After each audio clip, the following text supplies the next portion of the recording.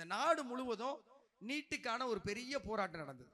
ஒரு பெரிய இளையோர் கூட்டம் டெல்லியில மிகப்பெரிய போராட்டம் நடத்தி கல்வி அமைச்சரை பதவி விலக வச்சுட்டாங்க. இந்தியா முழுவதும் போராட்டம். தமிழ்நாட்டில் மட்டும் என்ன சொல்றோம்? எங்களுக்கு ஃபேர் நீட்லாம் இல்லை, பேன் நீட்டு தான் வேணுங்கிறோம். அது எந்த அரசாங்கமா இருந்தா, இதுக்கு முன்னாடி இந்த அரசோ இப்ப இருக்கிற அரசோ, எல்லாருமே எதுல தெளிவா இருக்கிறாங்க? எங்களுக்கு நீட்டே வேண்டாம். நம்மள எத்தனை பேருக்கு ஃபேர் நீட்டுக்கும் பேன் நீட்டுக்கும் வித்தியாசம் தெரியும்? நம்மள எத்தனை பேருக்கு ஏன் நம்ம அரசாங்கம் மட்டும் யார் ஆட்சிக்கு வந்தாலும் நீட்டு வேணாங்கிறதுல ரொம்ப தெளிவா இருக்கு? இதுக்கு நடுவுல நம்ம ஊர்ல நிறைய பேர் நீட்டு வேணும்னு சொல்றாங்களே. ஆகா, நீட்டு வந்ததுனாலதான் பெரிய பெரிய தனியார் கல்லூரியெல்லாம் டொனேஷன் வாங்காம பணக்கொள்ளை தடுக்கப்படுதுன்னு ஒருத்தர் சொல்றாங்க. பேன் நீட் என்ன சொல்றாங்க? டொனேஷன் தடுக்கப்பட்டுருச்சு, ஆனா தனியார் கல்லூரியில் ஃபீஸ் குறைஞ்சிருச்சான்னு ஒரு கேள்வி கேட்கிறாங்க. ஃபேர் நீட்ல இருக்கவங்க என்ன சொல்றாங்க? இல்லைங்க, நீட்டு வந்ததுனாலதான் அரசு பள்ளி மாணவர்கள்லாம் மருத்துவக் கல்லூரியில இடம் கிடைக்குதுங்கிறாங்க. நீட்டு வேணாங்கிறவங்க என்ன சொல்றாங்க?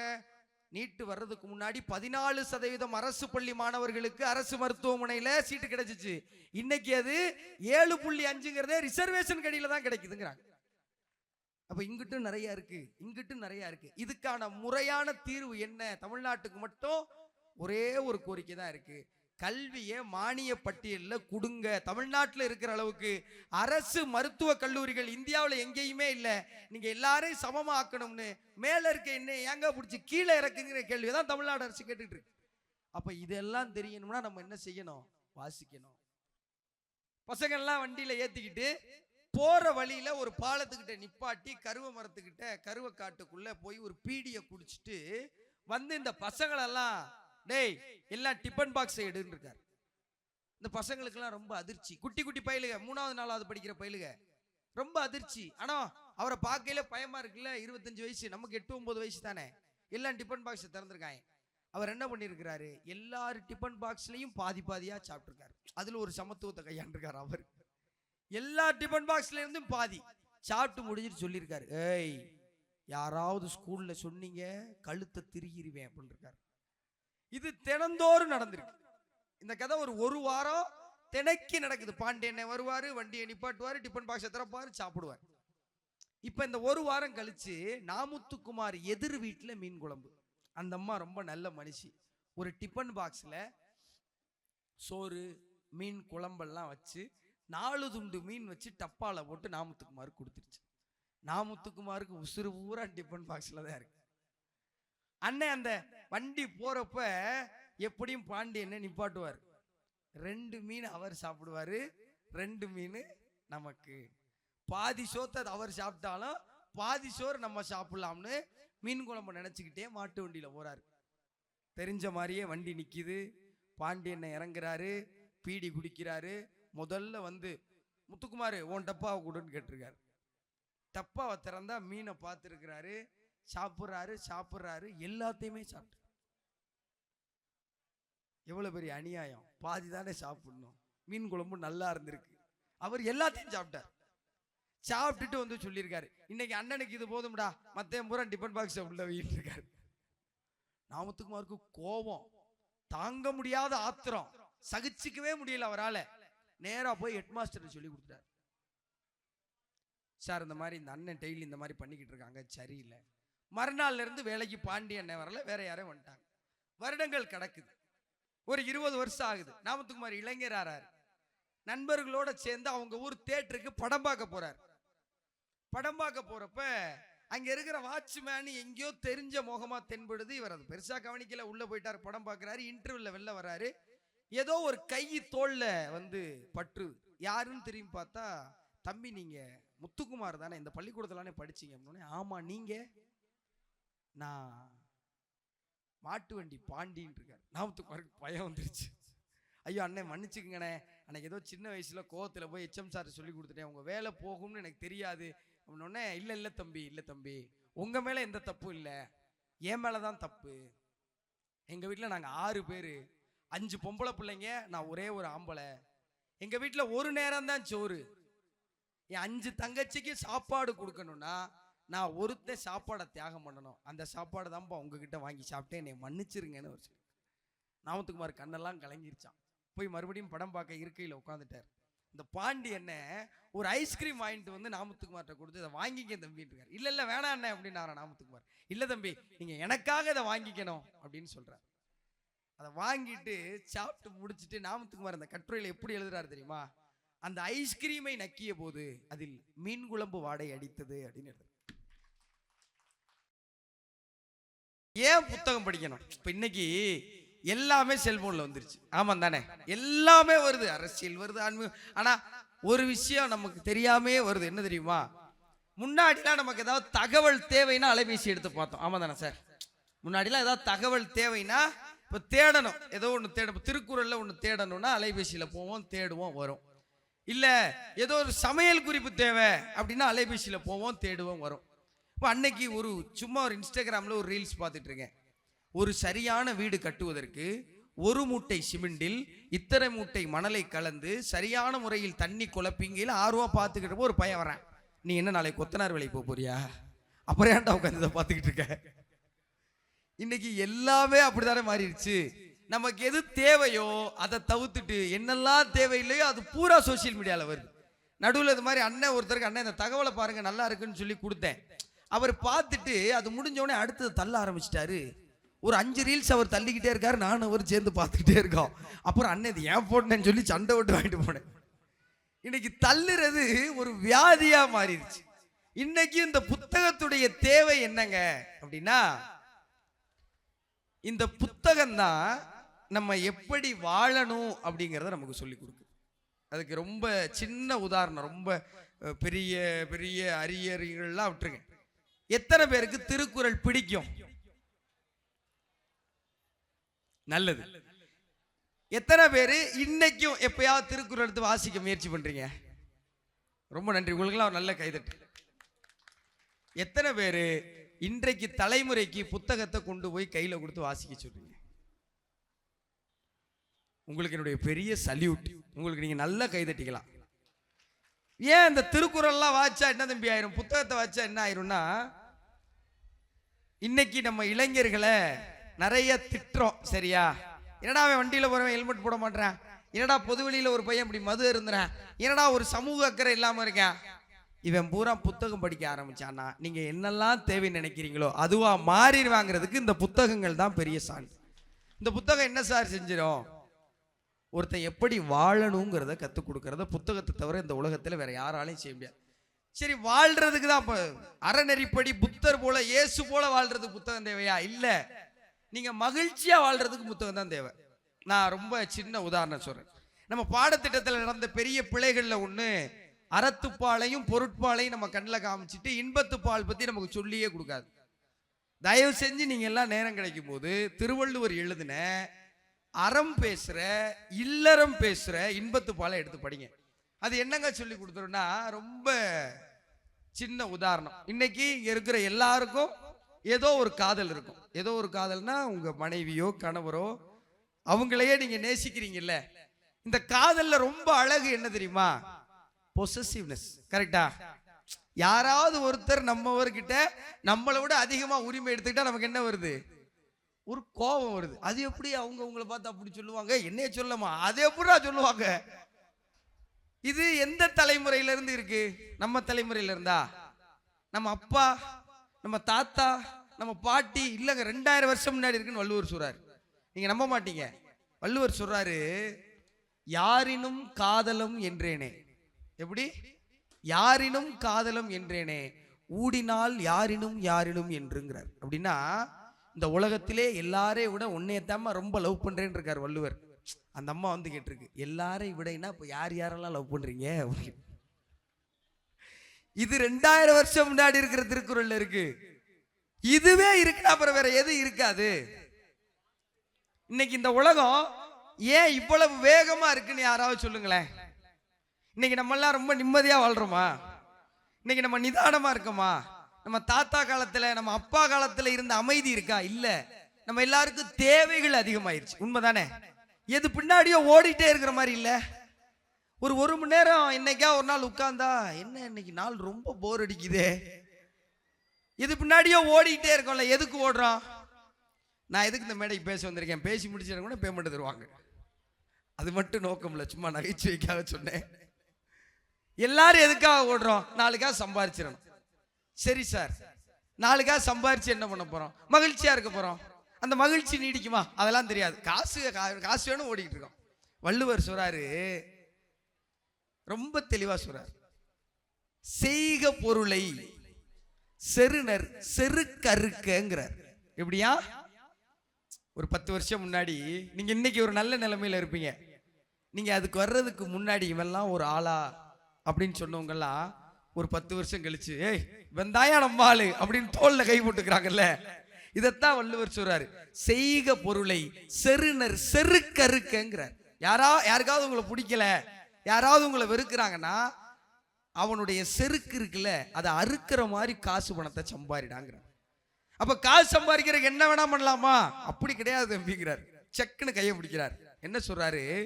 அரண் ஈனும் இன்பமும் ஈனும் திறனறிந்து தீதின்றி வந்த பொருள்ங்கிறார். காசு சம்பாதிக்கலாம், எப்படி வேணாலும் போய் சம்பாதிக்கலாம் நினைச்சிடாத.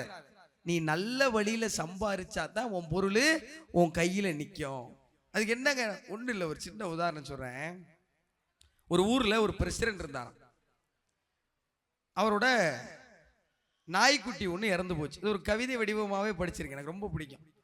பிரசிடென்டின் நாய் செத்து போனது. எல்லாரும் நல்லா கவனிக்கணும். பிரசிடென்டின் நாய் செத்து போனது, ஊரே வந்து நின்றது. பிரசிடென்ட் செத்து போனார், ஒரு நாயும் வரவில்லை அப்படிங்கிறது. புரியுதா உங்களுக்கு? அப்ப பிரசிடென்ட் அப்படிப்பட்ட மனுஷனா இருந்திருக்காரு. நீங்க எப்படி வாழணுங்கிற அறத்தை வள்ளுவம் தான் சொல்லி கொடுக்குது. ஏப்பா வாழும்போது மகிழ்ச்சியா வாழ வேண்டியதானே, செத்ததுக்கு அப்புறம் என்னால நமக்கு என்ன? நியாயமான கேள்வி தானே. ஐயா சுகீசி அவர்கள் ஒரு கதை சொல்லுவாங்க.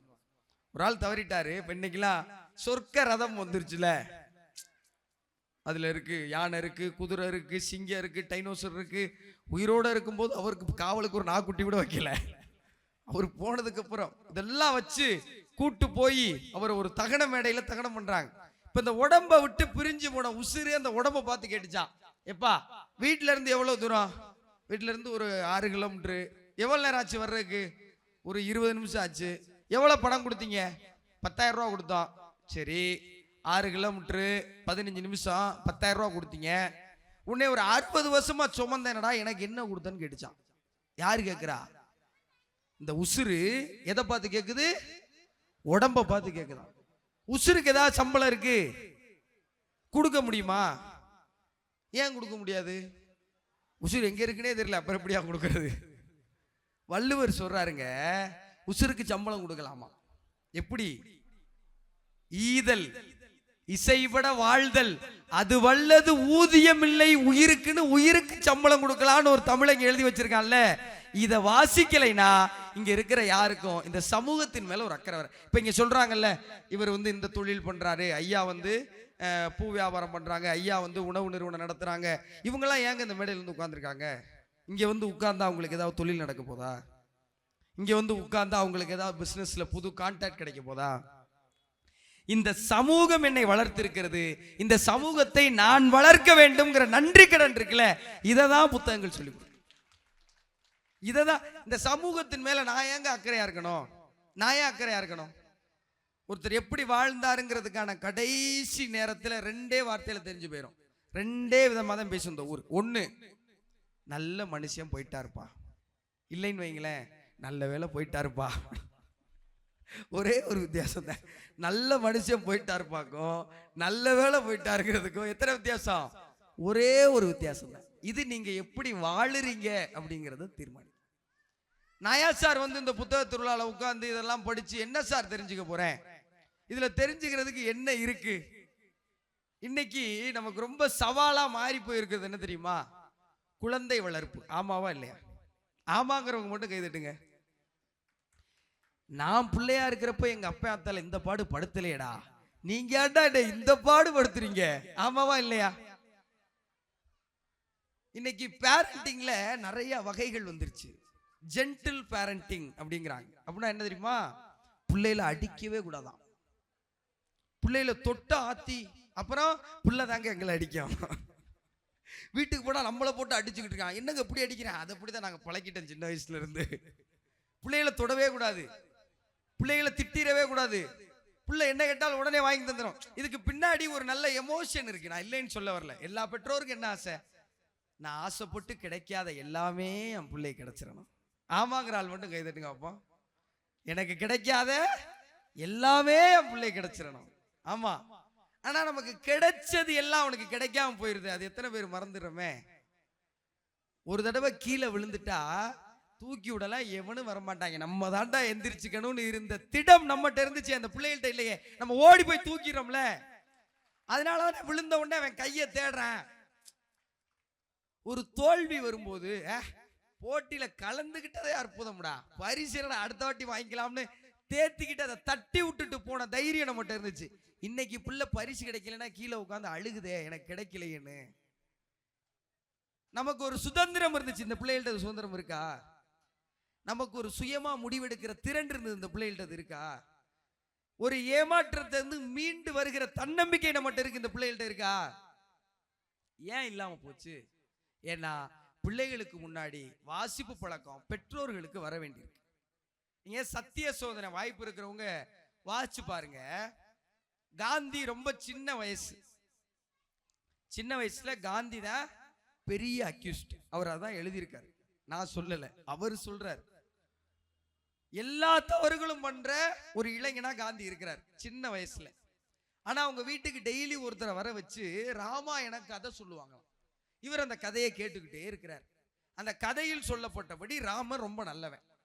இப்ப இதை கேட்டுக்கிட்டே இருந்த காந்திக்கு ஒரு கில்ட் வந்துருச்சு. என்னடா அது டெய்லி ராமர் கதையை சொல்லிக்கிட்டே இருக்காங்க, நம்ம கேட்டுக்கிட்டே இருக்கோம், நம்ம ஆனா இவ்வளவு தப்பு பண்றோமே, பேசாம சரண்டர் ஆயிருவோம்னு ஒரு முடிவுக்கு வந்திருக்காரு. அவரே ஒரு லெட்டர் போட்டிருக்காரு. யாருக்கு? அவர் அப்பாவுக்கு. நேர கொண்டே கொடுக்க தைரியம் இல்லை, போஸ்ட் ஆபீஸ்ல கொண்டே போட்டிருக்காரு. அதுல எழுதுறாரு, அப்பா என்னை மன்னிச்சிருங்க, நான் இந்த தப்பெல்லாம் பண்ணியிருக்கேன், நீங்க என்னை நினைச்சு பார்க்க முடியாத தப்பெல்லாம் நான் பண்ணியிருக்கேன், எந்த தப்பெல்லாம் பண்ணா நீங்க கொன்னுடுவீங்களோ அதை பூரா பண்ணியிருக்கேன்ப்பா, நான் அது பண்ணியிருக்கேன், இது பண்ணியிருக்கேன், எல்லாம் புலால் உண்டிருக்கேன், புகை பிடிச்சிருக்கேன், எல்லா தப்பையும் எழுதுறாரு. எழுதி கொண்டு போய் ஏதோ ஒரு தைரியத்துல போஸ்ட் ஆபீஸ்ல போட்டார். போஸ்ட் மாஸ்டர் வீட்டுக்கு வர்றாரு, அப்பாட்ட லெட்டரை கொடுத்துட்டாரு. அப்பா உட்கார்ந்துருக்காரு, காந்தி முன்னாடி கால் நடுகல. அப்பா கையில் லெட்டரு வாச்சு முடிச்ச உடனே சங்க அறுத்துறாரு அப்பான்னு தெரியும். காந்திக்கு இப்ப வருது, ஐயோ லெட்டர் போடாம இருந்திருக்கலாமோ, இன்னும் யோசிச்சு புண்ணியம் இல்ல, லெட்டர் கைக்கு வந்துருச்சு. காந்தியுடைய அப்பா அந்த முழு கடிதத்தை வாசிக்கிறாருங்க. முழு கடிதத்தை வாசிச்சு முடிச்சதுக்கு அப்புறம் காந்தியோட அப்பா என்ன செஞ்சார் தெரியுமா? பெரம்பு எடுத்துட்டு வந்து பின்னெல்லாம் பின்னல, 2 சொட்டு கண்ணீர் விட்டார். காந்தியோட அப்பா என்ன பண்ணாரு? 2 சொட்டு கண்ணீர் விட்டார். அன்னைக்கு நினைச்சாராம் காந்தி, இதுக்கப்புறம் என் வாழ்க்கையில இந்த எந்த தவறையும் நான் திரும்பி பண்ண மாட்டேன். எப்படியா வெள்ளைக்காரனுக்கு எதிராக நீ சுதந்திரத்தை வாங்கி கொடுத்தன்னு கேட்டப்ப காந்தி எழுதுறாரு, வெள்ளைக்காரன் என்னை எவ்வளவு துன்புறுத்தினாலும் அவனுக்கு திருப்பி அகிம்சை ஒண்ணுதான் பதிலுங்கிறத எங்க அப்பாவின் என்று சொட்டு கண்ணீர் எனக்கு கத்து கொடுத்துச்சு. இதுதான் இன்னைக்கு இந்தியாவுக்கு சுதந்திரம் வாங்கி கொடுத்துச்சுன்னு எழுதுற. இதை வாசிக்கும் போது உங்க பேரண்டிங் என்னவா இருக்குங்கிறது உங்களுக்கு தெரியும். கிராமத்துல ஒரு சொல்லாடல் இருக்கு, உங்க திங்கத்தான் செல்லம் வாங்க. எத்தனை பேர் கேள்விப்பட்டிருக்கீங்க? உங்க திங்கத்தான் செல்லம்னா பிள்ளைய எப்ப அதட்டணுமோ அப்ப அதட்டணும், எப்ப கொஞ்சணுமோ அப்ப கொஞ்சணும். எல்லா நேரமும் அதட்டினாலும் தப்பு, எல்லா நேரமும் கொஞ்சினாலும் தப்பு. நாமுத்துக்குமாருக்கு சின்ன வயசுல எத்தனை பேருக்கு நாமுத்துக்குமார் பிடிக்கும்? கைதட்டுங்க. நான் அதிக நேசிக்கிற கவிஞர். நான் இன்னைக்கும் எனக்கு வாய்ப்பு கிடைக்கிற எல்லாருக்கும் நாமுத்துக்குமாரோட புத்தகங்களை வாங்கி பரிசீலிக்கிறேன். நீங்களும் வாய்ப்பு கிடைக்கும் போதெல்லாம் நாமுத்துக்குமாரோட கட்டுரையும் நாமுத்துக்குமாரோட கவிதைகளையும் வாங்கி பரிசீலிங்க, வாங்கி கொடுங்க. நம்ம ஏன் அதை பண்ணணும்னா ஒன்றும் இல்லைங்க. நம்ம சின்ன பிள்ளையா இருக்கிறப்ப நம்ம வீட்டுக்கு இந்த கோடை விடுமுறைக்கு அத்தையும் அத்தை பசங்களும் வருவாங்க. அவங்க திரும்பி போகும்போது நம்ம அழுவோம், ஞாபகம் இருக்கா? கோடை விடுமுறை முடிஞ்சு அத்தை பசங்களும் அத்தையும் போகும்போது எங்க வீட்டு கம்பி கேட்டை பிடிச்சி நான் அழுது ஞாபகம் இருக்கு. இன்னைக்கு அத்தை வர்றாங்க, வெளியில வந்து ஒரு வணக்கம் சொல்றான்னா வீட்டுக்குள்ள இருந்து அவன் அழுகிறான், ஐயோ ஆண்டிய போ சொல்லுமா, யாரு சித்தப்பா, யாரு பெரியப்பா, யாரு மொர மாமா, யாரு தாய் மாமா, எதுவுமே தெரிய மாட்டேங்குது. எல்லாருமே அங்கிள். இப்ப அங்கிளும் கிடையாது, ப்ரோன்ட்டு போயிட்டே இருக்கான். இந்த உணர்வுகளுக்குள்ள நீங்க நல்லா யோசிச்சு பாருங்களேன். உங்க தாத்தா பாட்டி, உங்க அத்தை மாமா, இவர்களுடைய மரணத்துக்கெல்லாம் உங்ககிட்ட இருந்து 2 சொட்டு கண்ணீர் வந்திருக்கும். நினைவு இருக்கா? ஏன் அவங்களுக்கான ஏதோ ஒரு துக்கத்தின் போது உங்களுக்கு வருத்தம் வருது, அவங்களுக்கும் உங்களுக்கும் ஒரு பாச பிணைப்பு இருந்துச்சு. இன்னைக்கு இருக்கிற பிள்ளைகிட்ட போய் அப்பா பாட்டி கீழே விழுந்துட்டாங்கப்பா, இனிமே விழுகாம நடக்க சொல்லுமான்றா. அதுக்கு மேல அவனால அவங்களை கனெக்ட் பண்ணிக்க முடியல. ஏன்னா அவன் வாழ்ற சூழல் அப்படி. இப்ப இவனுக்கு எப்படி உணர்வையும் உறவையும் கொண்டு போய் சேர்க்கிறது? சார் சொன்னா நம்ப மாட்டீங்க. ஹைதராபாத்ல ஒரு இளைஞன் வெளிநாட்டுல படிச்சு முடிச்சுட்டு வந்திருக்காரு. அப்பாட்டையும் அம்மாட்டையும் தொழில் பண்ணணும்னு பணம் கேட்டிருக்காரு. அப்பா கிட்ட இருக்கு, ஆனா கொடுக்கல. ஏன்னா அவருக்கு தெரியும் இப்ப இவன்ட்ட கொடுத்தா சரியா இருக்காதுன்னு. இந்த பையன் என்ன பண்ணார் தெரியுமா? அப்பாவையும் அம்மாவையும் குத்தி கொலை பண்ணார் சார். எதுக்கு? பணம் கொடுக்காது. சின்ன பையன் சார், 10ஆம் கிளாஸ் படிக்கிற பையன். அம்மாவை காணோம்னு ஊரே சேர்ந்து தேடி இருக்கு. எங்க இல்ல, நம்ம தமிழ்நாட்டுல வயக்காட்டுல கிடந்திருக்காங்க அம்மா. பயலும் கிடந்து தேடு தேடி தேடி இருக்கான். கடைசியா உண்மை தெரிஞ்சிருக்கு. ஒழுங்கா படிடான்னு சொன்னதுக்கு அவன் தான் கத்திரிக்கோளால அம்மாவை கொலை பண்ணிட்டான். ஏன் இந்த பிணைப்பு இல்லாம போயிருச்சு? ஏன் இந்த பிணைப்பு இல்லாம? நீங்க அணிலாடு மூன்றில் புத்தகத்தை எடுத்து பாத்தீங்கன்னா அம்மா, அப்பா, அக்கா, அண்ணன், சித்தி, சித்தப்பா, பெரியப்பா, பாட்டி, ஆயா, அத்தை எல்லார பத்தி எழுதியிருக்காரு ராமத்துக்குமார். நீங்க இதை படிச்சு முடிச்சுட்டு வெளியே வரும்போது உங்க உறவுகளை தேடணுங்கிற உணர்வு உங்களுக்குள்ள வந்துடும். அதனாலதான் அந்த பிள்ளைகளுக்கு நீங்க இந்த புத்தகத்தை கொண்டு போய் சேர்க்கணும் நான் தாழ்மையோட கேட்கிறேன். ராமத்துக்குமாரோட அப்பாவை பத்தி ராமத்துக்குமார் எழுதுவாரு. அப்பா தவறிறார். அப்பாவுடைய ட்ரங்க் பெட்டிய பரன்ல இருந்து இறக்குறாங்க. அதை இறக்குன உடனே அப்பாவுடைய டைரியை எடுத்து பார்க்கிறார் ராமத்துக்குமார். வேக வேகமா 1995 ஜூலை 12ஆவது நாளை தேடி ஓடுறார். ஏன் அதை தேடி ஓடுறாருன்னா, அது ராமத்துக்குமார் பிறந்த நாள். நான் பிறந்த அன்னைக்கு எங்க அப்பா என்ன எழுதியிருக்காரு அப்படின்னு பார்க்கணும்னு ஒரு ஆர்வம். அதை திறந்து பார்க்கும்போது அதுல எழுதியிருக்காரு ராமத்துக்குமாரோடைய அப்பா. அவர் இப்படி எழுதுறார் இந்த புத்தகத்துல. சற்றே சாய்ந்த கையெழுத்தில் இந்த 2 வரிகள் மட்டும் எழுதியிருந்தீர்கள் அப்பா. இந்த உலகத்தின் 2வது அறிவாளி பிறந்து விட்டான் அப்படின்னு எழுதினார். உங்கள் மூட நம்பிக்கை தான் இன்று என்னை தன்னம்பிக்கையோடு வாழச் செய்கிறது. இதை எழுதி கொண்டிருக்கும் போது இந்த உலகத்தின் 3வது அறிவாளி என் விரலை பிடித்து விளையாட அழைக்கிறான் அப்படின்னு எழுதுறார் ராமத்துக்குமார். அவர் பையனை பத்தி. ராமத்துக்குமாருக்கு சின்ன வயசு. காஞ்சிபுரத்துல இருந்து மாமல்லபுரம் போகணும் நண்பர்கள் அழைக்கிறாங்க. அது ஒரு 60-70 கிலோமீட்டர் சைக்கிள்லே போகணும். ராமத்துக்குமார் வீட்டுல முதல்ல விடல. அப்புறம் அப்பா போட அப்படின்னு சைக்கிளை கொடுத்து அனுப்பிட்டாரு. நண்பர்கள்லாம் போயிட்டாங்க. மாமல்லபுரம் கடற்கரையில் நின்று கடலை ரசிச்சுட்டு திரும்பி பார்த்தா அப்பா வந்து நிற்கிறார். ஏன்பா வந்தீங்க அப்படின்னு ராமத்துக்குமார் கேட்கிறாரு. இல்லடா, உன்னை தனியா அனுப்பிட்டு மனசு கேட்கல, அதான் பஸ்ஸை பிடிச்சி பின்னாடியே வந்துட்டேன்.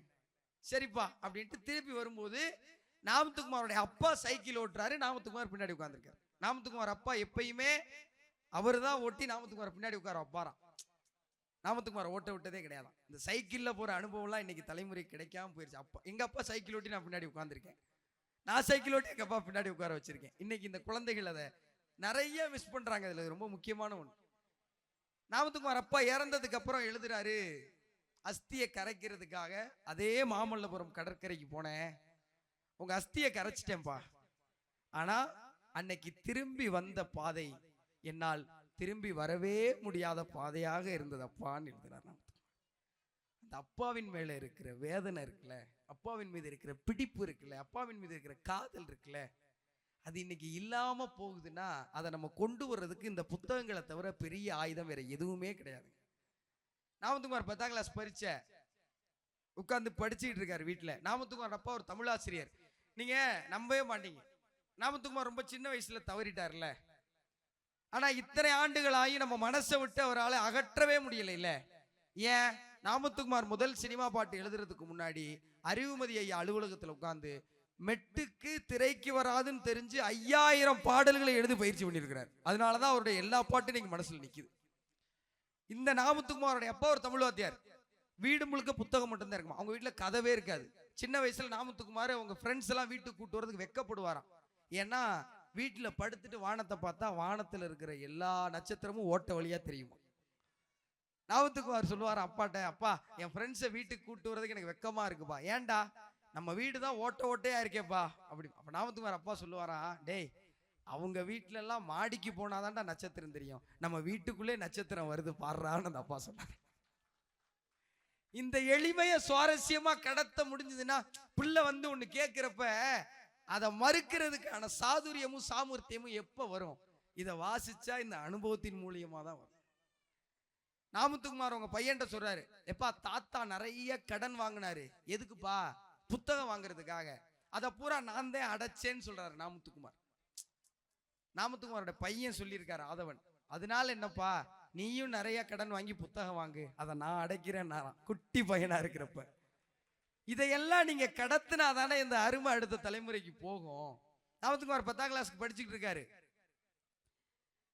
அப்பா வர்றாரு, டேய் ஏன்டா உட்காந்து இவ்வளவு படிச்சுக்கிட்டு இருக்க, போ கொட்டகையில ரத்த கண்ணீர் படம் போட்டிருக்கேன், போய் பார்த்துட்டு வான்னாராம். நாமத்துக்குமார் இல்லப்பா நாளைக்கு பரிசு இருக்குன்னு சொல்லிட்டு படிச்சாராம். இதெல்லாம் சாத்தியமா நீங்க கேட்டீங்கன்னா அதுக்கும் நாமத்துக்குமார் பதில் எழுதுறாரு, அன்று நீங்கள் டேய் படத்துக்கு போன பிச்சிருவேன், ஒழுங்கா உட்காந்து படிக்கணும் என்று கண்டித்திருந்தால் நிச்சயமாக நான் படத்துக்கு போயிருப்பேன். நீங்கள் கொடுத்த சுதந்திரம் தான் என்னை சரியாக வழிநடத்தியது. நாமத்துக்குமார் அழுத்தம் திருத்தமா எழுதுறார். இந்த அம்மாங்கிற ஒரு உணர்வு இருக்குல்லங்க, ஏன் வாசிக்கணும், ஏன் தொடர்ந்து வாசிக்கணும்னா வாசிப்பு உங்களுக்குள்ள ஒரு பெரிய மாற்றத்தை ஏற்படுத்தும்.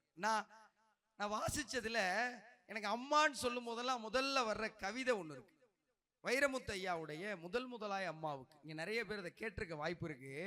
அதுல ரொம்ப அழகா எழுதுவார், கதக்கதன்னு களிக்கிண்டி களிக்குள்ள குழி வெட்டி நல்லெண்ண கருப்பட்டி கலந்து தருவாயே, தொண்டையில அது இறங்கும் சுகமான இளஞ்சூடு மண்டையில இன்னும் மசமசன்னு நிக்குதம்மா, திட்டிக்கிட்டே சமைச்சாலும் தித்திக்க சமைச்சாலும் கத்திரிக்காய் நெய்வடியும் கருவாடு தேனொழுகும், கோழி குழம்பு மேல மிதக்கும் தேங்காய் சில்லுக்கு தேகமெல்லாம் எச்சி ஊறும். இப்படி ஒரு எழுதும் போதே நமக்கு எச்சி ஊறும். அவர் சொல்லுவாரு, கண்ணுகாது மூக்கோட கருப்பா ஒரு பிண்டம் இடப்பக்கம் கிடக்கையில என்னென்ன நினைச்சிருப்பேன். இது ரொம்ப வட்டார வழக்கில் இருக்கிற வார்த்தை, ஆனா அதுல இருக்கிற அர்த்தம் ரொம்ப ஆழமானது. கண்ணுகாது மூக்கோட கருப்பா ஒரு பிண்டம் இடப்பக்கம் கிடக்கையில என்னென்ன நினைச்சிருப்பேன். பிறந்த உடனே நம்மளை பத்தி என்ன சார் நினைக்க முடியும், கண்ணுகாது மூக்கோட கருப்பா ஒண்ணு கிடக்கு, குழந்தை எப்படி சொல்றாரு, கத்தி எடுப்பவனோ களவாட பிறந்தவனோ ஊரையாள வந்திருக்கும் தாசில்தாரி வந்தானோ. நீங்க வளர்ந்த உடனே இன்னும் ஆக போறீங்க நம்ம பெற்றோருக்கு தெரியுமா, அம்மாவுக்கு தெரியுமா, என் புள்ள ராசாவாக போகுது, என் புள்ள பெரிய ராணுவ அதிகாரியாக போகுது, என் புள்ள இப்படி ஒரு பெரிய புத்தக திருவிழா நடத்த போகுது, அதுல உட்காந்து பேச போகுது, அங்கே சிறப்பு விருந்தினராக இருக்க போது, எதுவும் தெரியாது. ஆனா கண்ணுகாது மூக்கோட கருப்பா ஒரு பிண்டம் இடப்பக்கம் கிடக்கையில என்னென்ன நினைச்சிருப்ப, கத்தி எடுப்பவனோ களவாட பிறந்தவனோ ஊரையாள வந்திருக்கும் தாசில்தாரி வந்தானோ, இந்த விவரங்கள் ஏதொன்னும் தெரியாம நெஞ்சூட்டி வளர்த்த ஒன்ன நினைச்சா அழுக வரும் சொல்றாரு. ஒரு தாய்க்கு ஒரு பிள்ளை நன்றி கடனோட இருக்கிறதுக்கு இதை விட இன்னைக்கு பிள்ளை கேட்கிறான் இல்ல, என்ன செஞ்ச எனக்கு. எல்லார் வீட்லயும் இந்த கேள்வி இருக்குல்ல, என்ன செஞ்சீங்க எனக்கு, நீ என்ன ஆவன்னே தெரியாத போது என் ரத்தத்தை புழிஞ்சு உனக்கு பாலா கொடுத்துருக்கனடா, இதை விட உனக்கு என்ன செய்யணுங்கிற தாயோட கேள்வி இருக்குல்ல, இது புத்தகங்களை தவிர வேற எதுவும் கொண்டு போய் சேர்க்க. பசின்னு ஒரு தலைப்புல நாமத்துக்குமாருடைய கட்டுரைகள்ல ஒரு முக்கியமான பாடம் இருக்கு. நாமத்துக்குமார் கட்டுரைகள்ல வேடிக்கை பார்ப்பவன்ல நிறைய கட்டுரை. அதோடைய மிகச் சிறப்பு என்ன தெரியுமா, ஒவ்வொரு கட்டுரை தொடங்கும் போதும் ஏதோ ஒரு புத்தகத்தில் இருக்கிற ஏதோ ஒரு எழுத்தாளருடைய கவிதையவோ அல்லது ஒரு சில வரிகளையோ போட்டு அதை யார் எழுதுனான்னு போடுவார். இந்த பசிங்கிற தலைப்பு ஆரம்பிக்கிறதுக்கு முன்னாடி எனக்கு இந்த கவிதை எப்போதும் ஞாபகம் வந்து, இன்னைக்கு நம்ம எல்லாருக்கும் நம்ம சின்ன பிள்ளையா இருக்கும் போது நம்ம வீட்டுல என்ன சொல்லி கொடுத்து வளர்த்தாங்க, எப்பா இதை கொண்டு போய் எல்லாருக்கும் கொடுத்துட்டு சண்டை விடாம சாப்பிட்டுக்கணும். இன்னைக்கு என்ன சொல்லி கொடுக்குறோம், ஏய் யாருக்கும் கொடுத்துடக்கூடாது, நீ மட்டும்தான் சாப்பிடணும். எப்படி, ஏய் யாருக்கும் கொடுத்துடக்கூடாதா, நீ மட்டும்தான். இன்னைக்கு இந்த சமூகம் அக்கறை இல்லாத சமூகம் ஆயிடுச்சே. ஏன் பெரிய பெரிய பிசினஸ் மேனா இருக்கவங்க எல்லாம் யாரை பத்தியும் கவலைப்பட மாட்டாங்க, ஏன் தனக்குன்னு அரசியல்வாதி எல்லாம் சேர்த்துக்கிறாங்க, ஏன் தொழிலதிபர்கள் சுயநலவாதியா இருக்கிறாங்க, இந்த கேள்வி எல்லாம் இருக்குல்ல, இது எங்க இருந்து ஆரம்பிக்குது, யாருக்கும் கொடுக்காம நீயே சாப்பிடணும்டா. இங்க இருந்து ஆரம்பிச்சது எங்க போயிருதுன்னா, இன்னைக்கு நம்மள நிறைய பேருக்கு யாரோ ஒருத்தர் பசியோட வந்தா அவங்களுக்கு கொடுக்கணுங்கிற எண்ணம் இருக்குல்ல, இந்த எண்ணத்தை நம்ம எத்தனை பேர் அடுத்த தலைமுறைக்கு கடத்துறோங்கிற கேள்வி. ஒரு கிராமத்து கதை சொல்லுவாங்க, ஒரு சின்ன பையன் பாட்டி வீட்டுக்கு போயிருக்கான். காலையில வெள்ளன ஒரு வயசான அம்மா கீரை வித்துக்கிட்டே வந்திருக்கிறாங்க. அப்ப இந்த பாட்டி ஏத்தா கீரை என்ன விலை, 2 கட்டு 10 ரூபா தாயி, நம்ம என்ன பண்ணுவோம், சூப்பர் மார்க்கெட்லாம் போய் விலை கேட்காம எம்ஆர்பியில் என்ன இருக்கோ ஜிஎஸ்டியோட கட்டிடுவோம். ஆனா கீரை விற்கிறது, ரோட்டத்தில் உட்காந்து தக்காளி விற்கிறது, இவங்கெட்டெல்லாம் வேறம் பேசிட்டு வருவோம்ல. இந்த பாட்டி வேறம் பேசுது, ஏய் 2 கட்டுக்கு 10 ரூபா தர முடியாது, 8 ரூபா தான் தருவேன். என்ன சொல்ற? அத்தா காலையில போனி நானே 9 ரூபா கொடுத்து வாங்கிட்டு வந்திருக்கேன், 10 ரூபா கொடுத்தேன். அதெல்லாம் முடியாது, 8 ரூபா தான் தருவேன். ஒத்த காலில் நின்று அரை மணி நேரம் போராடி கடைசியில் 8 ரூபாய்க்கு டீலிங்க முடிச்சிட்டாங்க பாட்டி. கீரையை வாங்கிட்டு உள்ள போய் 8 ரூபாயை கொண்டாடான்னு பேரனை கொண்டாட சொல்லும் போது அந்த கீரைக்காரம்மா அப்படியே மயக்கம் போட்டு கீழே விழுந்தாங்க. தண்ணி எடுத்துருவாடான்னு ஓடியாந்து தண்ணியை தெளிச்சு அந்த பாட்டியை எழுப்பி, என்னத்தான் என்னாச்சுன்னா, காலையில சாப்பிடலதாயி வெள்ளனை பசி கேறி விட்டோடனே உள்ள போடா அப்படின்னு பேரனுக்காக சமைச்ச கோழி குழம்பு 3 இட்லி எல்லாத்தையும் கொண்டாந்து அந்த கீரைக்காரம்மா கொடுத்துருக்காங்க. கீரைக்காரம்மா சாப்பிட்டு ரொம்ப நன்றி ஆத்தான்ட்டு கிளம்பி போயிருச்சு. இப்போ இந்த பேரன் கேட்டிருக்கேன், 8 வயசு, ஏய் கிளவி இங்க வா, ஒழுங்கா 10 ரூபா கொடுத்து கீரை வாங்கியிருந்தீங்கன்னா அது வாட்டில் கீரையை வாங்கிட்டு போய் அடுத்த வீட்டில் மயக்கம் போட்டு விழுந்திருக்கும். இப்போ எனக்கு வச்ச கோழி குழம்பு 3 இட்லி இதெல்லாம் இன்னைக்கு மார்க்கெட் ரேட்டு கணக்கு பண்ணி பார்த்தோம்னா 100 ரூபா வருது. நீ 2 ரூபாய் மிச்சம் பண்ணுறதுக்கு 100 ரூபாய் இழந்திருக்க, 98 ரூபா உனக்கு லாஸ் அப்படின்னு இருக்கான். அந்த பாட்டி சொன்னாங்களா, ராசா முதல்ல நம்ம ஒன்று பண்ணோம்ல அது வியாபாரம், அதுல மனித நேயம்லாம் கிடையாது. ஆனால் 2வது ஒன்று பண்ணோம்ல அது மனித நேயம், அதுல வியாபாரம் கிடையாது. யான்னு அந்த பாட்டி சொன்ன. இந்த ரொம்ப ரொம்ப என் மனசை பாதிச்ச கவிதை இருக்கு.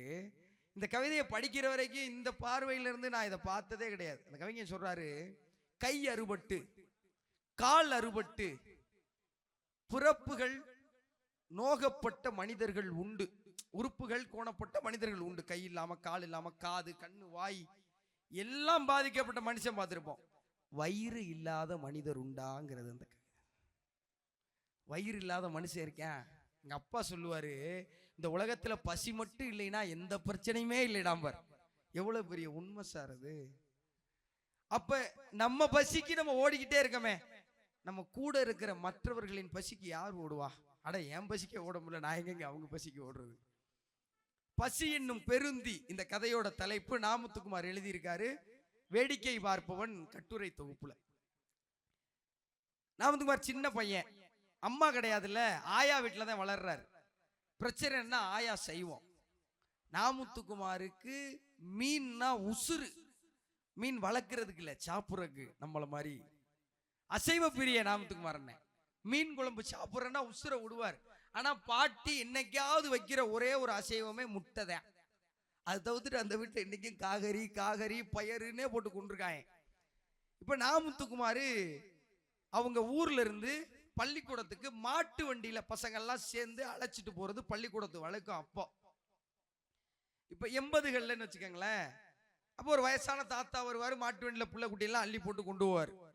இப்ப திடீர்னு ஒரு நாள் அவருக்கு பதில பாண்டின்னு ஒரு 25 வயசு பையன் இவங்களெல்லாம் கூப்பிடுறக்கா வர்றார். பாண்டி ஒரு அழுக்கு சட்டை, கைலி, மாட்டு வண்டி ஓட்டுறவர் தானே, கைலி கசங்கின கைலி, பரட்டத்தலை. என் தலையை பார்க்காதீங்க, கொஞ்சம் நிறைய இருக்கு. அதனால பசங்கள்லாம் வண்டியில ஏத்திக்கிட்டு போற வழியில ஒரு பாலத்துக்கிட்ட நிப்பாட்டி கருவ மரத்துக்கிட்ட கருவ காட்டுக்குள்ள போய் ஒரு பீடியை குடிச்சிட்டு வந்து இந்த பசங்களெல்லாம், டேய் எல்லாம் டிபன் பாக்ஸ் எடுன்னு இருக்காரு. இந்த பசங்களுக்கெல்லாம் ரொம்ப அதிர்ச்சி. குட்டி குட்டி பயிலுக, 3வது 4வது படிக்கிற பயிலுக, ரொம்ப அதிர்ச்சி. ஆனா அவரை பார்க்கையில பயமா இருக்குல்ல, 25 வயசு, நமக்கு 8 9 வயசு தானே. எல்லாம் டிபன் பாக்ஸ் திறந்திருக்காங்க. அவர் என்ன பண்ணிருக்கிறாரு, எல்லாரும் டிபன் பாக்ஸ்லயும் பாதி பாதியா சாப்பிட்டுருக்காரு. அதுல ஒரு சமத்துவத்தை கையாண்டிருக்காரு. அவர் எல்லா டிபன் பாக்ஸ்ல இருந்தும் பாதி சாப்பிட்டு முடிஞ்சிட்டு சொல்லியிருக்காரு, ஏய் யாராவது ஸ்கூல்ல சொன்னீங்க கழுத்தை திருகிருவேன் அப்படின்னு இருக்காரு. இது தினந்தோறும் நடந்திருக்கு. இந்த கதை ஒரு வாரம் தினைக்கு நடக்குது. பாண்டியனை வருவாரு, வண்டியை நிப்பாட்டுவாரு, டிபன் பாக்ஸை திறப்பாரு, சாப்பிடுவார். இப்ப இந்த ஒரு வாரம் கழிச்சு நாமுத்துக்குமார் எதிர் வீட்டுல மீன் குழம்பு. அந்த அம்மா ரொம்ப நல்ல மனுஷி. ஒரு டிபன் பாக்ஸ்ல சோறு மீன் குழம்பெல்லாம் வச்சு 4 துண்டு மீன் வச்சு டப்பால போட்டு நாமுத்துக்குமாருக்கு கொடுத்துருச்சு. நாமுத்துக்குமாருக்கு உசுறு பூரா டிபன் பாக்ஸ்ல தான் இருக்கு. அண்ணன் அந்த வண்டி போறப்ப எப்படியும் பாண்டி என்ன நிப்பாட்டுவார், 2 மீன் அவர் சாப்பிடுவாரு, 2 மீன் நமக்கு. பாதி சோத்தை அவர் சாப்பிட்டாலும் பாதி சோறு நம்ம சாப்பிடலாம்னு மீன் குழம்பு நினைச்சுக்கிட்டே மாட்டு வண்டியில போறாரு. தெரிஞ்ச மாதிரியே வண்டி நிக்குது. பாண்டியனை இறங்குறாரு, பீடி குடிக்கிறாரு. முதல்ல வந்து முத்துக்குமார் உன் டப்பாவை கொடுன்னு கேட்டிருக்காரு. டப்பாவை திறந்தா மீனை பார்த்துருக்கிறாரு, சாப்பிட்றாரு, எல்லாத்தையுமே சாப்பிட்டு. எவ்வளவு பெரிய அநியாயம்! பாதி தானே சாப்பிடணும். மீன் குழம்பு நல்லா இருந்திருக்கு, அவர் எல்லாத்தையும் சாப்பிட்டார். சாப்பிட்டுட்டு வந்து சொல்லியிருக்காரு, இன்னைக்கு அண்ணனுக்கு இது போதும்டா, மற்ற பூரா டிஃபன் பாக்ஸ் உள்ள வீட்டு இருக்காரு. முத்துக்குமாருக்கு கோபம் தாங்க முடியாத ஆத்திரம், சகிச்சுக்கவே முடியல அவரால். நேரா போய் ஹெட் மாஸ்டர் சொல்லி கொடுத்தார். சார், இந்த மாதிரி இந்த அண்ணன் டெய்லி இந்த மாதிரி பண்ணிக்கிட்டு இருக்காங்க, சரியில்லை. மறுநாள்ல இருந்து வேலைக்கு பாண்டியன் வரல, வேற யாரும் வந்துட்டாங்க. வருடங்கள் கிடக்குது, ஒரு 20 வருஷம் ஆகுது. முத்துக்குமார் இளைஞர் ஆறாரு. நண்பர்களோட சேர்ந்து அவங்க ஊர் தியேட்டருக்கு படம் பார்க்க போறார். படம் பார்க்க போறப்ப அங்க இருக்கிற வாட்ச்மேன் எங்கேயோ தெரிஞ்ச முகமா தென்படுது. இவர் அது பெருசா கவனிக்கல, உள்ள போயிட்டாரு, படம் பார்க்கிறாரு. இன்டர்வியூல வெளில வராரு, ஏதோ ஒரு கை தோல்ல வந்து பற்று. யாருன்னு தெரியும் பார்த்தா, தம்பி நீங்க முத்துக்குமார் தானே, இந்த பள்ளிக்கூடத்திலானே படிச்சீங்க? ஆமா, நீங்க? நான் மாட்டு வண்டி பாண்டின்னு இருக்காரு. முத்துக்குமாருக்கு பயம் வந்துருச்சு. ஐயோ அண்ணன் மன்னிச்சுக்கங்கண்ணே, அன்னைக்கு ஏதோ சின்ன வயசுல கோவத்துல போய் HM சார் சொல்லி கொடுத்துட்டேன், உங்க வேலை போகும்னு எனக்கு தெரியாது அப்படின்னே. இல்ல தம்பி, உங்க மேல எந்த தப்பும் இல்லை, என் மேலதான் தப்பு. எங்க வீட்டுல நாங்க 6 பேரு, 5 பொம்பளை பிள்ளைங்க, நான் ஒரே ஒரு ஆம்பளை. எங்க வீட்டுல ஒரு நேரம் தான் சோறு. என் 5 தங்கச்சிக்கு சாப்பாடு கொடுக்கணும்னா நான் ஒருத்தன் சாப்பாடை தியாகம் பண்ணணும். அந்த சாப்பாடு தான்ப்பா உங்ககிட்ட வாங்கி சாப்பிட்டேன், என்னை மன்னிச்சிருங்கன்னு ஒரு சொல்லி. முத்துக்குமார் கண்ணெல்லாம் கலங்கிருச்சான். போய் மறுபடியும் படம் பார்க்க இருக்கையில் உட்காந்துட்டார். இந்த பாண்டி என்ன ஒரு ஐஸ்கிரீம் வாங்கிட்டு வந்து முத்துக்குமார்ட்ட கொடுத்து, இதை வாங்கிக்க தம்பின்னு இருக்காரு. இல்ல வேணாம் அண்ணன் அப்படின்னு முத்துக்குமார். இல்ல தம்பி, நீங்க எனக்காக இதை வாங்கிக்கணும் அப்படின்னு சொல்றாரு. அதை வாங்கிட்டு சாப்பிட்டு முடிச்சுட்டு முத்துக்குமார் அந்த கட்டுரையில எப்படி எழுதுறாரு தெரியுமா? அந்த ஐஸ்கிரீமை நக்கிய போது அதில் மீன் குழம்பு வாடை அடித்தது அப்படின்னு எழுதுறாரு. இந்த கதையை படிச்ச பிறகு யாரோ ஒருத்தருடைய பசி உங்களுக்குள்ள ஒரு வழியை ஏற்படுத்துமா ஏற்படுத்தாது? இந்த சமூகத்தின் மீது அக்கறையான மனிதர்களாக நாம் இருக்க வேண்டும் என்றால் புத்தகம்தான் ஒரு புது யுகத்தை படைக்குமே தவிர வேற எதனாலே இது உங்களுக்கு சொல்லியே கொடுக்க முடியாது.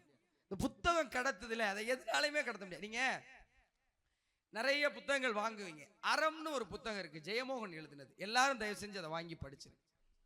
அதுல யானை டாக்டர் அப்படின்னு ஒரு கதை, இங்க இருக்கிற சிலர் அதை வாசிச்சிருக்கலாம். இந்த யானை டாக்டர் கதை வந்து டாக்டர் கிருஷ்ணமூர்த்தி அப்படிங்கிற உண்மையான வன விலங்கியல் மருத்துவர். அந்த அறம் புத்தகத்தில் இருக்கிற எல்லா கதையுமே நிஜமாவே இந்த மண்ணில் வாழ்ந்த மனிதர்களுடைய கதை. அது எல்லாமே ரொம்ப சுவாரஸ்யமா இருக்கும். அதுல இந்த யானை டாக்டர் இருக்குல்ல, இதை படிச்சதுக்கு அப்புறம் நான் இந்த உலகத்துல பார்க்கிற சில விஷயங்கள் எனக்கு வேறையா தெரிஞ்சு. எத்தனை பேருக்கு கோயில்ல போய் யானையை பார்க்கறது பிடிக்கும்? அந்த கதையை படிச்சதுக்கு அப்புறம் எனக்கு கோயில்ல போய் யானையை பார்க்கறதே பிடிக்காம போயிடுச்சு சார். ஏன் தெரியுமா? டாக்டர் கே ஒரு அறிக்கை சமைச்சு அதன் மூலியமா அது நீதிமன்றத்துக்கு போய் இன்னைக்கு வந்திருக்கிற தீர்ப்பு, இதுக்கப்புறம் இந்தியாவில் இருக்கிற எந்த கோவில்லையும் யானைகளை காடுகளில் இருந்து பிடித்து வந்து கோயில்ல கட்டக்கூடாதுன்னு தீர்ப்பே வந்துருச்சு. ஏன் தெரியுமா? யானைக்கு ஸ்ட்ரெஸ் டிப்ரெஷனும் இருக்கான் சார். இது என்ன தம்பி புதுக்கதையா இருக்கு? விட்டா பைபாஸ் ஆபரேஷன்லாம் பண்ண சொல்லுங்க ஒரு இருக்கு அப்படிங்கன்னா, ஆமா, யானைக்கு எப்படி ஸ்ட்ரெஸ் டிப்ரெஷன் வரும்? ஒரு யானையுடைய வாழ்க்கை முறையை நம்ம எல்லாரும் கண்டிப்பா தெரிஞ்சுக்கணும். ஒவ்வொரு யானை கூட்டத்துக்கும் ஒவ்வொரு காட்டுக்குள்ளையும் வலசை பாதைன்னு ஒண்ணு இருக்கு. அப்படின்னா என்னன்னா, யானை நடந்து போற பாதை. யானைங்கிற விலங்கு ஒரு இடத்துல நிற்பதற்காக படைக்கப்பட்ட விலங்கு அல்ல, அது நடப்பதற்காக பழக்கப்பட்ட விலங்கு. நீங்க காட்டுக்குள்ள யானை நடந்துகிட்டே இருக்கும், பாத்தீங்கன்னா எல்லாருக்கும் தெரியும். ஒரு நாளைக்கு இந்த காடுகள் உருவாகிறதுல பெரிய பங்கு பறவைக்கு இருக்குன்னு நினைக்கிறோம்ல, அதை விட அதிக பங்கு யானைகளுக்கு தான் இருக்கு. ஏன்னா ஒவ்வொரு நாளும் ஒரு யானை 50 to 150 கிலோ வரைக்கும் உணவு சாப்பிடுமா. அந்த விதைகள் தான் காடு முழுவதும் ஒரு யானை 50 கிலோமீட்டர் வரைக்கும் நடக்கும், அது முழுவதும் பரப்பப்படுங்கிறாங்க. இவ்வளவு உணவு சாப்பிட்டு இவ்வளவு தூரம் நடந்தா மட்டுமே ஆரோக்கியமா இருக்க வேண்டிய யானை இருக்குல்ல, அதை நம்ம என்ன பண்றோம்? கட்டி போட்டு உருண்டை உருட்டி வாழைப்பழம் கொடுத்து 10 காசு கொடுக்குறோம். எனக்கு ரொம்ப பிடிச்ச கவிஞன் கவிக்கோ அப்துல் ரகுமான், அவர் சொல்லுவாரு, யானைகள் உங்களிடம் கை நீட்டி கேட்பது காசுகளை அல்ல காடுகளைன்னு சொல்ற. எப்படி? யானைகள் உங்களிடம் கை நீட்டி கேட்பது காசுகளை அல்ல காடுகளைன்னு சொல்றாங்க கவி. விகடன்ல சுஜாதாவுடைய ஒரு தொகுப்பு வெளியாச்சு. ஏன் எதற்கு எப்படி 2 தொகுப்பு இருக்கு. வாய்ப்பு இருக்கிறவங்க நிச்சயம் வாங்கி வாட்சி பாருங்க. பயங்கர கிரேசியா இருக்கும். நீங்க நினைச்சு பார்க்க முடியாத கேள்விலாம் இருக்கும். ஏன் நிலாவுல பள்ளம் பள்ளமா இருக்கு அப்படிங்கிற கேட்ட கேள்விக்கும் பதில் சொல்லுவாரு. ஏன் இந்த கதாநாயகி இங்க மச்சம் இருக்குன்னு கேட்டிருக்காங்க, அதுக்கும் பதில் சொல்லியிருக்காரு. எல்லா விதமான கேள்வியையும் அறிவியல் பூர்வமா அணுகி அதுக்கு சுஜாதா பதில் சொல்லுவார். எல்லா கேள்விக்கும் சயின்டிபிக் ஆன்சர். ஆனா நான் படிச்சதுல ஒரு கேள்விக்கு மட்டும் உணர்வு ரீதியா பதில் சொன்னார் சார். எமோஷனல் ஆன்சர் பண்ணியிருக்காரு. என்ன கேள்வி தெரியுமா? அந்த கேள்வி கேட்ட மனிதர் இப்படி கேட்டிருக்காரு, யானை ஏன் மதம் பிடிச்சா பாகனையே கொல்லுது அப்படின்னு கேள்வி. சார் பாகன் யாரு? யானையை நல்லா பாத்துக்கிறாள், அவர் தான் வாக்கிங் கூட்டு போறாரு, அவர் தான் சோறு ஊட்டுறாரு, அவர் தான் அது வாங்குற காசெல்லாம் சேகரிச்சு வச்சுக்கிறாரு, அவர் தான் குளிப்பாட்டுறாரு, அவர் தானே யானையை பாத்துக்கிறாரு. அப்ப யானைக்கு அவர் யாரு? நல்ல மனுஷன். கோவம் தான் யானை பாகனையே கொன்றுதே ஏன் அப்படின்னு சுஜாதா கேட்கிறாரு. இதுக்கு சுஜாதாட்ட கேட்கிறாரு. சுஜாதா பதில் சொல்றாரு, காடு பிரித்து, காதல் பிரித்து, காமம் பிரித்து, ஒரு குவளை சோறு ஊட்டி கேவலம் 10க்கும் 5க்கும் பிச்சை எடுக்க வைப்பவனை தூக்கி போட்டு மிதித்தால் என்ன தவறுன்னு கேட்கிறாரு சுஜாதா. நீங்க இந்த சமூகத்துல இருக்கிற பேர் உயிரினமா இருக்கிற யானையை தெரிஞ்சுக்கணும்னாலும் நீங்க வாசிக்கணும், பூனையை தெரிஞ்சுக்கணும்னாலும் வாசிக்கணும், இந்த சமூகத்தை தெரிஞ்சுக்கணும்னாலும் வாசிக்கணும், நம்மளையே தெரிஞ்சுக்கணும்னாலும் வாசிக்கணும். வாசிப்பை தவிர இதுக்கு வேற வழியே கிடையாது. இப்ப நான் நம்புறேன் இங்க இருக்கிற எல்லாரும் சமத்துவத்தை நேசிக்கிறீங்க தானே? எல்லாருக்கும் சமத்துவம்னா என்னன்னு தெரியும் தானே? உங்க பிள்ளைகளுக்கு இதை எப்படி கொண்டு போய் சேர்ப்பீங்க? அடுத்த தலைமுறை சமத்துவமான தலைமுறையா இருக்கணும்ல. நம்ம எல்லாருக்கும் அந்த ஆசை இருக்குல்ல சார். கணியன் பூங்குன்றன் எழுதுறாரு, இன்னைக்கு ஐநா சபையில இருக்கு, நம்ம எல்லாம் பெருமைப்பட்டுக்கிறோம். யாதும் ஊரே யாவரும் கேளு. முதல் 2 வரி எல்லாருக்கும் தெரியும், கடைசி 2 வரி ரொம்ப முக்கியம். யாதும் ஊரே யாவரும் கேளீர், தீதும் நன்றும் பிறர் தரவாரா, நோதலும் தளித்தலும் அவற்றோர் என்ன. கடைசியில சொல்றாரு, பெரியோரை வியத்தலும் இளமே, சிறியோரை இகழ்தல் அதனினும் இளமேங்கிறார். ரொம்ப முக்கியம். என்ன சொல்றாரு? ஆகா வரலாம் பெரிய ஆளுப்பா அப்படின்னு கையெடுத்து கும்பிட்டினா தப்புடா. ஏய் இவெல்லாம் சின்ன பையடான்னு யாரையாவது இழிவுபடுத்தினா அது அதை விட பெரிய தப்புடாங்கிறார். இதை வாசிச்சுட்டு வளர்ந்து வரும்போது நீங்க தேவையில்லாத யாரையும் கொண்டாடவும் மாட்டீங்க, அனாவசியமா யாரையும் இழிவுபடுத்தவும் மாட்டீங்க. இது இந்த தலைமுறைக்கு கடத்த வேண்டிய முக்கியமான செய்தியா இல்லையா? மதிக்குமார் தாயுமானவன் ஒரு கவிஞர் எழுதின கவிதை. இதை சிங்கப்பூர் உமரு புலவர் அரங்கத்தில் பேசிக்கிட்டு இருக்கேன். பின்னாடி இருந்து ஒருத்தர் எந்திரிச்சு வந்து, சார் நான் ஒரு இந்த மாதிரி தமிழ்நாட்டில் தான் வரேன், இங்கே சாஃப்ட்வேர் இன்ஜினியராக இருக்கேன், சொல்லுங்க சார். நான் தான் சார் நீங்கள் அந்த கவிதையை சொன்னீங்களா அந்த மதிக்குமார் தாயுமானவன் சொன்னார். அவ்வளோ மகிழ்ச்சியாக இருந்தது எனக்கு அந்த அண்ணன் பேசினப்போ. அவர் ஒரு கவிதை எழுதினார், ஒரு சின்ன ஹைக்கூ, எனக்கு ரொம்ப பிடிச்சிருந்தது. அவர் சொல்றாரு, நல்லா புரிஞ்சுக்குங்களேன், கோவிலுக்குள் மறுக்கப்பட்டவனின் காலில் வந்து விழுந்தது கோபுர நிழல் அப்படிங்குது அந்த கவிதை. எவ்வளவு அழுத்தமான கவிதை. கோவிலுக்குள் மறுக்கப்பட்டவனின் காலில் வந்து விழுந்தது கோபுர நிழல். தலைப்பு தான் அதுல சுவாரஸ்யம். தலைப்பு பாவ மன்னிப்புன்னு போட்டார் சார். இது என்னது? நம்ம எவ்வளவு பெரிய பாவம் பண்றோமா, நம்ம பண்ண பாவத்துக்கு யாரு மன்னிப்பு கேட்கறது? கோபுரம் வந்து காலில் விழுந்து மன்னிப்பு கேட்குதான். இந்த சிந்தனையையும் சமத்துவத்தையும் நீங்க அடுத்த தலைமுறைக்கு எடுத்துட்டு போகணும்னு வைங்களேன், கவிதைகளை தவிர வேற எதுனாலையும் செய்ய முடியாது. வேற எதுனாலையும் செய்ய முடியாது. நீங்க இன்னைக்கு இந்த இடத்துல இருந்து வெளியே போகும்போது நான் எல்லாரையும் சமமா பார்க்கணும் அப்படின்னு நினைக்கிறோம். ஆனா எங்கேயோ ஒரு இடத்துல நம்மளும் தடம் புரண்டுறோம்ல. இங்க யாரு சார் ரொம்ப நல்லவன்? ஒரு பிரச்சனை இருக்கு. இந்த நல்லவங்கிற வார்த்தையிலே இங்க பெரிய பிரச்சனை இருக்கு. நல்லவன்னா யாரு? ஒரு கிராமத்துல பயங்கர மழை பெஞ்சிருக்கு. இன்னைக்கு மழையே பெய்ய மாட்டேது, அதை விடுங்க. நேத்தான் டேம் திறந்திருக்காங்க, அதுலேயும் 1 தான் திறந்திருக்காங்க. திறந்தாலும் நுரையா வருது, அதுக்கும் போராட வேண்டியிருக்கு. அது பரவாயில்ல. ஒரு ஊர்ல பெரிய மழை, கடுமையான மழை, ஊரே வெள்ளத்துல அடிச்சுக்கிட்டு போகுது. இப்ப இதை என்ன பண்றதுனே தெரியல. மக்கள் எல்லாம் வீடுகள்ல இருந்து பாத்திரம் பண்டம் எல்லாம் மிதக்குது.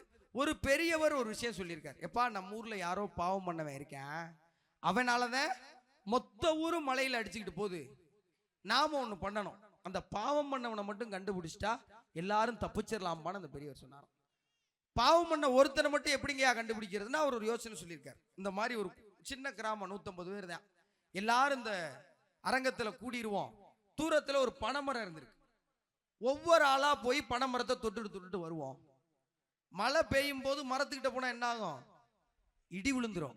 அதுவும் பனைமரம்னா வேகமா வந்து விழுகும். பாவம் பண்ண போய் மரத்தை தொடும்போது இடி விழுந்துரும். மற்ற ஆள்வான் தப்பிச்சிடலான்னு ஒரு ஐடியா கொடுத்துருக்காரு. மோசமான பெரியவரா இருப்பார் பொருளுக்கு. ஆனால் கொடுத்துட்டாரு. ஊர்ல இருக்கவங்க இருக்கு, வேற வழி கிடையில. எல்லாரும் வந்துட்டாங்க. ஒவ்வொருத்தரா போய் தொட்டுட்டு வராங்க. முதல் போயாச்சு, 2வது ஆளு, 100வது ஆளு, 120வது ஆளு, 149 பேர் தொட்டிட்டு வந்தாச்சு. இடியே விழுகவே இல்லை. இப்ப கடைசியா என்னை மாதிரி ஒரே ஒரு அப்பாவி பையன் நின்னுட்டு இருக்கான். போறதுக்கு மனசு வருமா? நீங்க விடுவீங்களா? தள்ளி இருக்கான் என் ஊரோட, போடா அணிந்தாண்டா போடா. இவன் நடுங்கிக்கிட்டே போய் மரத்தை தொட்டதான் தாமதம். டமால்னு விழுந்திருக்கு இடி மண்டபத்துல. 149 பேர் அவுட்டு. ஒருத்த நல்லவேங்கிறதுலாம் அப்படி யாரும் பெட்ட முடியாது. தனியாலாம் பிரிச்சு கண்டுபிடிச்சிட முடியாது. இந்த நல்லவன் யாருங்கன்னா இன்னைக்கு அதுக்கு ஒரே ஒரு டெஃபனிஷன் இருக்கு நம்ம ஊர்ல. என்னது? எவ்வளவு அடிச்சாலும் தாங்குறான், என்னை ரொம்ப நல்லவே சொல்லிட்டாயப்பா. ஒரு காலத்துல நல்லவனா இருக்கணும்னு சொல்லி கொடுத்து வளர்த்த இந்த சமூகம் இன்னைக்கு வல்லவனா இருக்கணும்னு சொல்லி கொடுத்து வளர்க்க ஆரம்பிச்சிச்சு. கரெக்ட் தானே? நல்லவனா நம்மளை பொறுத்த வரைக்கும் என்ன? நல்லவனா இழிச்சவாயன், நல்லவனா என்ன அம்மாஞ்சி, நல்லவனா அப்பாவி. ஏன் ஒரு நல்லவன் திறமையானவனா இருக்கவே முடியாதா? இந்தியாவில் எத்தனையோ தலைவர்கள் மரணம் அடைஞ்சாங்க, எத்தனையோ தலைவர்கள் இந்த மண்ணை விட்டு நீங்கினாங்க. ஆனா ஒருத்தருடைய மறைவுக்கு மட்டும் அமெரிக்காவுடைய கொடிக்கம்பத்தை அரைக்கம்பத்துல பறக்க விட்டான். அவர் தான் ஐயா அப்துல் கலாம் அவர்கள். அவர் நல்லவரா வல்லவரா? நல்லவர். இந்த நாட்டுடைய ஜனாதிபதி. அவர் நினைச்சிருந்தா என்னென்னவோ செஞ்சிருக்கலாம். ராஷ்டிரபதி பவனை விட்டு வெளியே போறாரு.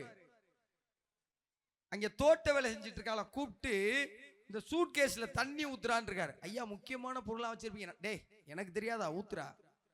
அந்த ஆள் அந்த பூச்செடிக்கு தண்ணி ஊத்துற தொட்டியை வச்சு சூட் கேஸ்ல எல்லாம் தண்ணி ஊத்திருக்கேன். ஊத்திட்டு கேட்டிருக்காப்புல, ஏன் அப்படி பண்ண சொன்னீங்க? ராஷ்டிரபதி பவனில் இருந்து அப்துல் கலாம் ஒரு தூசியை கூட எடுத்து செல்லவில்லை என்பது எல்லோருக்கும் தெரியணும். அவர் தவறுனப்ப அவர்கிட்ட ஒரு பத்மஸ்ரீ இருந்தது, அவர்கிட்ட ஒரு பாரத ரத்னா இருந்தது, பத்ம விபூஷன் இருந்தது, 4 கோட் இருந்தது. ஆனா 2500 புத்தகங்கள் இருந்தது. அவர்கிட்ட 2500 புத்தகம் இருந்தது. இங்க இருக்கிற எல்லா இளம் தம்பதிகளுக்கும் ஒரு கனவு இருக்கும், எங்க சுவிட்சர்லாந்து போகணும்னு. ஆமாவா இல்லையா? ஹனிமூனுக்கு வேர்ல்டு பெஸ்ட் பிளேஸ் எதுங்க? சுவிட்சர்லாந்து. அப்துல் கலாமும் சுவிட்சர்லாந்து போயிருக்காரு. ஹனிமூனுக்கு இல்ல, அறிவியல் கண்காட்சிக்காக. அப்துல் கலாம் தங்கள் நாட்டில் கால் வைத்த தேதியை மார்ச் 3 சுவிட்சர்லாந்து தன் நாட்டின் அறிவியல் தினமாக அறிவித்தது என்றால் நம்ம எல்லாரும் சுவிட்சர்லாந்து போறதுக்கு டேட் பார்க்கிறோம். சுவிட்சர்லாந்து அப்துல் கலாம் அந்த டேட்டை அந்த நாட்டுடைய சயின்ஸ் டேவா அறிவிச்சிச்சு. இது எல்லாம் புத்தகத்தை தவிர வேற எங்க இருந்தும் வரல. நீங்க எவ்வளவு தூரம் வாசிக்கிறீங்களோ, எவ்வளவு தூரம் புத்தகங்களுக்குள்ள போறீங்களோ, எவ்வளவு தூரம் புத்தகங்களோட இருக்கிறீங்களோ அவ்வளவு தூரம் உங்க அறிவு மேம்படும். இன்னைக்கு ஒண்ணு இல்ல, இந்த நாடு முழுவதும் நீட்டுக்கான ஒரு பெரிய போராட்டம் நடந்தது. ஒரு பெரிய இளையோர் கூட்டம் டெல்லியில மிகப்பெரிய போராட்டம் நடத்தி கல்வி அமைச்சரை பதவி விலக வச்சுட்டாங்க. இந்தியா முழுவதும் போராட்டம். தமிழ்நாட்டில் மட்டும் என்ன சொல்றோம்? எங்களுக்கு ஃபேர் நீட்லாம் இல்ல, பேன் நீட் தான் வேணுங்கிறோம். அது எந்த அரசாங்கமா இருந்தா, இதுக்கு முன்னாடி இருந்த அரசோ இப்ப இருக்கிற அரசோ, எல்லாருமே எதுல தெளிவா இருக்கிறாங்க? எங்களுக்கு நீட்டே வேண்டாம். நம்மள எத்தனை பேருக்கு ஃபேர் நீட்டுக்கும் பேன் நீட்டுக்கும் வித்தியாசம் தெரியும்? நம்மள எத்தனை பேருக்கு ஏன் நம்ம அரசாங்கம் மட்டும் யார் ஆட்சிக்கு வந்தாலும் நீட்டு வேணாங்கிறதுல ரொம்ப தெளிவா இருக்கு? இதுக்கு நடுவுல நம்ம ஊர்ல நிறைய பேர் நீட்டு வேணும்னு சொல்றாங்களே. ஆகா, நீட்டு வந்ததுனாலதான் பெரிய பெரிய தனியார் கல்லூரியெல்லாம் டொனேஷன் வாங்காம பணக்கொள்ளை தடுக்கப்படுதுன்னு ஒருத்தர் சொல்றாங்க. பேன் நீட் என்ன சொல்றாங்க? டொனேஷன் தடுக்கப்பட்டுருச்சு, ஆனா தனியார் கல்லூரியில ஃபீஸ் குறைஞ்சிருச்சான்னு ஒரு கேள்வி கேட்கிறாங்க. ஃபேர் நீட்ல இருக்கவங்க என்ன சொல்றாங்க? இல்லைங்க, நீட்டு வந்ததுனாலதான் அரசு பள்ளி மாணவர்கள்லாம் மருத்துவ கல்லூரியில இடம் கிடைக்குதுங்கிறாங்க. நீட்டு வேணாங்கிறவங்க என்ன சொல்றாங்க? நீட்டு வர்றதுக்கு முன்னாடி 14% அரசு பள்ளி மாணவர்களுக்கு அரசு மருத்துவமனையில சீட்டு கிடைச்சிச்சு. இன்னைக்கு அது 7.5 ரிசர்வேஷன் கடியில தான் கிடைக்குதுங்கிறாங்க. அப்ப இங்கிட்டும் நிறைய இருக்கு, இங்கிட்டும் நிறைய இருக்கு. இதுக்கான முறையான தீர்வு என்ன? தமிழ்நாட்டுக்கு மட்டும் ஒரே ஒரு கோரிக்கை தான் இருக்கு. கல்வியை மானிய பட்டியலில் கொடுங்க. தமிழ்நாட்டில் இருக்கிற அளவுக்கு அரசு மருத்துவ கல்லூரிகள் இந்தியாவில் எங்கேயுமே இல்லை. நீங்க எல்லாரையும் சமமாக்கணும்னு மேல இருக்க என்ன ஏங்க பிடிச்சி கீழே இறக்குங்கிற கேள்வி தான் தமிழ்நாடு அரசு கேட்டுட்டு இருக்கு. அப்ப இதெல்லாம் தெரியணும்னா நம்ம என்ன செய்யணும்? வாசிக்கணும். நாளைக்கு என் பிள்ளைக்கு நீட்டு வேணுமா வேணாமான்னு தெரிஞ்சுக்கிறதுக்கு இங்க இருக்கிற பிள்ளைகளும் வாசிக்கணும், பெற்றோர்கள் வாசிக்கணும், தாத்தா பாட்டியும் வாசிக்கணும். ஏன் எல்லாரும் வாசிக்கணும்? வாசிச்சாதான் நமக்கு விவரம் தெரியும். ஒரு 30 வருஷம் முன்னாடி நம்ம ஊர்ல யாருக்காவது ஏதாவது ஒரு சந்தேகம்னா ஒரு வாத்தியார் வீட்டுக்கு ஓடுவோம். ஏன்? அவர் தாங்க விவரம் தெரிஞ்சவர். ஒரு பெரிய அதிகாரத்தில் இருக்கிற ஒருத்தட்ட ஓடுவோம். ஏன்? அவர் தாங்க விவரம் தெரிஞ்சவர். ஒரு போஸ்ட் மாஸ்டர் வீட்டுக்கு, ஏன்? அவர் தாங்க விவரம் தெரிஞ்சவர். ஏன் அவங்க எல்லாம் விவரம் தெரிஞ்சவங்கிறோம்? அவங்க எல்லாம் வாசிச்சிருந்தாங்க, படிச்சிருந்தாங்க, அதனால அவங்க விவரம் தெரிஞ்சவங்களா இருக்கிறாங்க.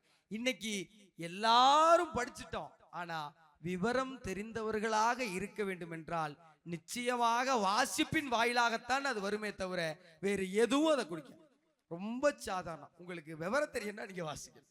இந்த சமூகத்துல தெளிவான ஆளா புழைக்கிறதுக்கு நிறைய சவால்கள் இருக்கு.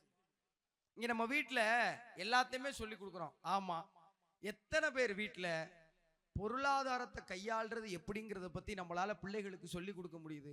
நம்ம சொல்லி கொடுக்க முடியாத ஒன்ன சில புத்தகங்கள் தான் அந்த பிள்ளைகளுக்கு சொல்லி கொடுக்கும். சார், எத்தனை பேர் வீட்டுல வாய் திறந்து பிள்ளைகளை சரியான பொண்ணை தேர்ந்தெடுறா, சரியான பையனை தேர்ந்தெடுறான்னு சொல்ற அளவுக்கு தைரியம் இருக்கு? நமக்கு கூச்சம் இருக்குல்ல, நமக்கு பிள்ளைகளுக்கு சொல்லி கொடுக்கறதுக்கு ஒரு தயக்கம் இருக்குல்ல. ஆனா தப்பான ஆளை தேர்ந்தெடுத்தது வந்ததுக்கு அப்புறம் தலையில அடிச்சுக்கிறோம். ஆமாவா இல்லையா? ஆமாவா இல்லையா? இப்ப இதை பேசும்போதே கீழே இருக்கவங்களுக்கு எல்லாம் ஒரு நடுக்கம். ஐயோ, என்ன இந்த தலைப்பு ரொம்ப மோசமா போய்கிட்டு இருக்கு. காரல் மார்க்ஸ் யாருன்னு உங்க எல்லாருக்கும் தெரியும்ல. உலகத்துல சமத்துவத்தை பத்தி, கம்யூனிசத்தை பத்தி எல்லாரும் பேசுறதுக்கு முன்னாடி அதை பத்தி எழுதின ஒரு ஆள், மூலதனம்ங்கிற புத்தகத்தை போட்ட ஒரு ஆள். ஆனா காரல் மார்க்ஸ் விட ஒரு வறுமையான வாழ்ந்த ஒரு மனிதன் வரலாற்றுல இல்லை.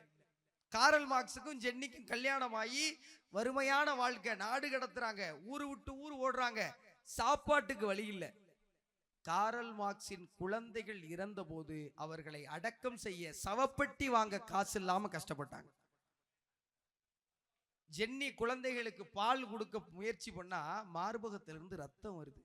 அவ்வளவு கொடிய வறுமை. இப்ப ஜென்னி ஒரு பழைய ஷூவை கொண்டே வித்து, பழைய ஷூ வித்தா என்ன காசு கிடைக்கும்?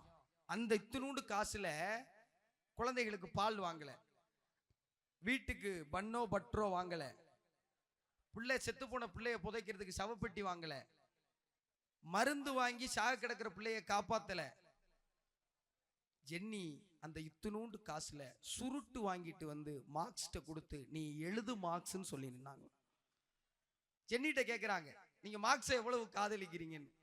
ஜென்னி சொல்றாங்க, எனக்கு இன்னொரு பிறவி இருந்தால் அதிலும் எனக்கு இதே வறுமை இருக்க வேண்டும், அப்போதும் இதே காரல் மார்க்ஸை நான் இதே போல் தீவிரமாக காதலிக்க வேண்டும்னு ஜென்னி சொன்னாங்க.